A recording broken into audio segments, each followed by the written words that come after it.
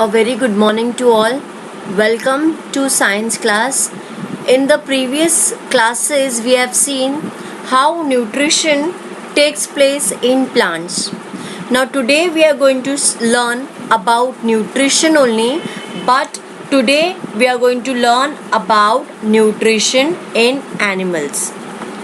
Now, normally in animals, this concept of nutrition refers to the body needs for nutrients, mode of ingesting food.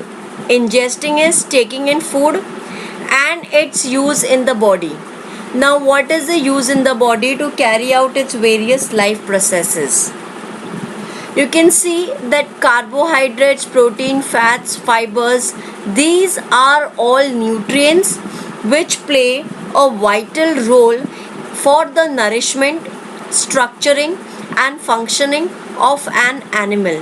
Hence, today we are going to study in detail about nutrition in animals. Now let's recall which are the various nutrients in food, for what purpose are the nutrients used. Nutrients necessary for various activities of the body are obtained from food. They are supplied to various parts of the body through blood. The food that we consume does not mix with blood as it is. It needs to convert into soluble forms that can mix in blood easily. For example, it is a complex matter that we are taking in, and this complex matter needs to be made into the soluble form so that it mixes with the blood easily. Nutrition in animal involves various steps from ingestion to egestion. Basically, there are 5 steps involved for nutrition in animals: ingestion, digestion, absorption, assimilation and egestion. That is from intaking of food till the removal of the unwanted matter. We have various steps.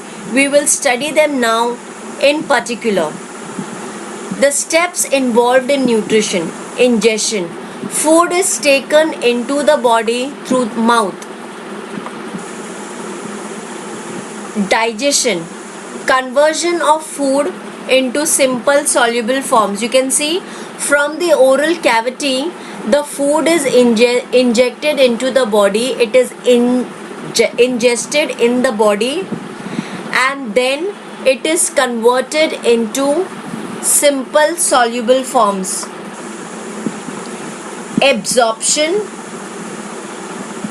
Transfer of soluble food to the blood. Now we eat from the mouth, and after digestion, all entire nutrient needs to be given to all the parts of the body. So absorption, that is transfer of soluble food to blood.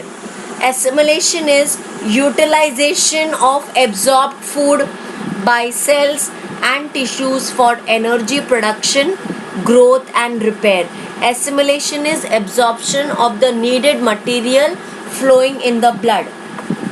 And then we have the last and the final stage of nutrition, that is egestion. All what we eat is not wanted by the body. What happens is there is some unwanted matter. So removal of waste products and undigested food from the body involves the step of egestion. Now we'll just observe. You can see the animal shown is a cow.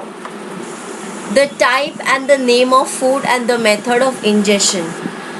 The type of food, it eats grass and plants. The method of ingestion is chewing. Cow is also said to be a ruminant animal because they chew it, they just swallow it, gulp it, and then again they take it back to the mouth. And this process is, they are specialized, and this group of animals are called as ruminants. They swallow it, and then they, after swallowing, then later on they chew it. So the method of ingestion is chewing. Another animal you can see, frog. Name of the type and name of the food, insects. Method of ingestion is swallowing. Now you must have observed that there are different methods of ingestion of food in different animals, like swallowing, chewing, sucking, scraping, gnawing. All these are different modes of ingestion. You can see caterpillar, how it intakes leaves, and the method is scraping. That means beginning is starting to eat from the outer layer. I hope I am clear with this concept. As we have studied about nutrition in animals, now we are going to study about types of nutrition in animals. The first type of nutrition that we are going to study is called as holozoic nutrition. Holozoic nutrition is a direct intake of solid particles. Amoeba is an example of holozoic nutrition. Now, amoeba does not have organs like hands and mouth. In spite of this, how does the ingestion occur in unicellular animal like amoeba? Amoeba is unicellular, that means made up of single cell. As I told, amoeba does not have organs like hands and mouth. It is a unicellular animal. It can take in food through any part of the surface of its unicellular body. It surrounds the food particles from all the sides to take it into the cell. After that, it digests the food with the help of different enzymes. Enzymes are chemical substances which digest the food. Undigested food is left behind as the amoeba moves further with the help of pseudopodia. Please note, children, the spelling of pseudopodia is incorrect over here. The correct spelling of pseudopodia is P S E U D O P O D I A. I repeat, P S E U D O P O D I A. Pseudopodia is the false feet. It is because of which the amoeba moves. Now, holozoic nutrition is seen in amoeba. Amoeba or a unicellular animal is an example of holozoic nutrition. Now, how does ingestion occur in unicellular animals like amoeba? So, besides amoeba, there are other unicellular animals like Euglena, Paramecium. Please check the spellings with the textbook also. Now, you can see here all steps of nutrition occur within unicellular body. You can see here in amoeba, the nucleus intakes the food particle inside, and this is how holozoic nutrition takes place. Now, insects have mouth parts for ingestion of food.